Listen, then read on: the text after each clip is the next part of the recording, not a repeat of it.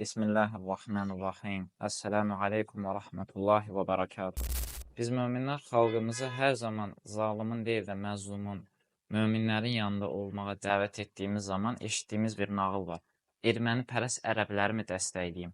İsrail bizim qardaşımızdır. Yaşasın İsrail-Azərbaycan qardaşlığı. Bizə bu qədər silah veriblər, müharibədə dəstək olublar. Əvvəl dediyim kimi, o silahı sənin qara qaşına, qara gözünə vurulduğu üçün verməyib və yaxud səni özünə qardaş bildiyindən verməyib. Onda silah var, səndə də pul var, petrol var. Bu ticarətdir. O səndən nəsə əldə etmirsə, heç vaxt sənə heç nə verməz. Yahudi də söz mənfəətindən təviz verər.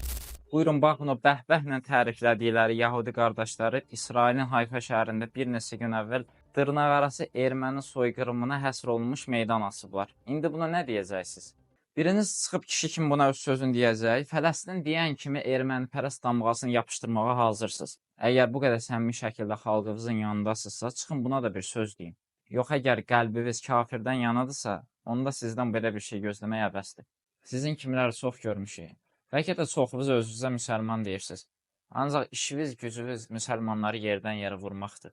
Kafiri də uzatmaqdır. Allah sizin şərrinizdən bu ümməti qorusun. Zaten insaf sahibi heç bir müsəlman onun kimi zülmə məruz qalmış mömin qardaşına, zülm edənə dəstək olmaz.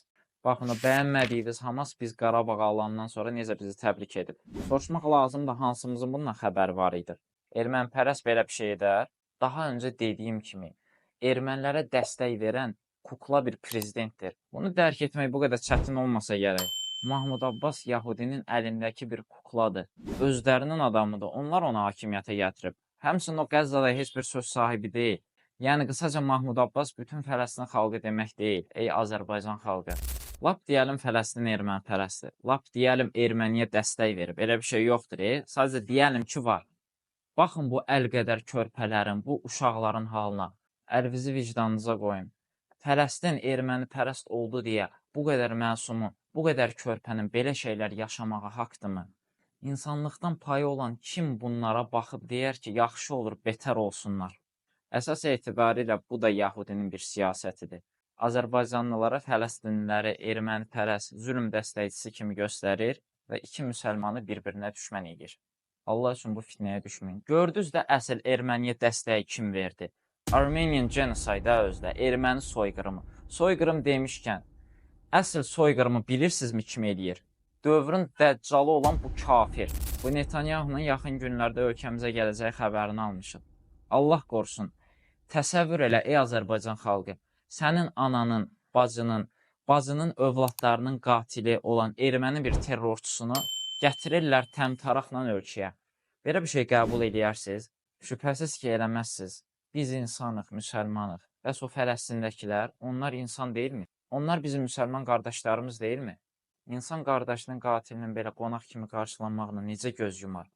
Əqidəsindən asılı olmayaraq hər bir müsəlmanı burada şüurlu və insaflı olmağa dəvət edirəm. Bir də gözdən qaçırılan məqamlardan biri odur ki, bu cani dünyanın neçə ölkəsində axtarışdadır. O ölkələrə girsə, tutub basacaqlar içəri. Bəs bizim ölkəmizə necə belə əlini qolunu sallaya-sallaya gələ bilir? Qəzzalı bacı qardaşlarımızı unutmaq bizə yaraşmaz, dəyərli müsəlmanlar.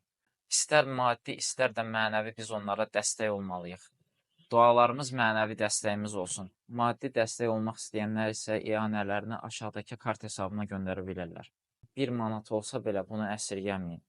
Zarafat deyil, biz az deyilik, açıqda deyilik. Amma onlarsa hər şeylərini itiriblər. Biz də bacardığımız qədər dəstək olaq. Ən azından bu yardımı eləyək ki, məhşər günü heç olmasa bunu etdik deyə bilək. Bəlkə heç izləməyəcək. Bəlkə də Allah Teala onun qarşısına çıxaracaq. Amma son olaraq bu ölkəyə gəlmək niyyətində olan Dəccala bunu demək istəyirəm. Don't ever think that just because you're coming to this country, everyone here loves you. The whole world knows how vile villain you are. History has seen many like you. Just as they disappeared, so will you. Elhamdülillahi Rabbil alemin.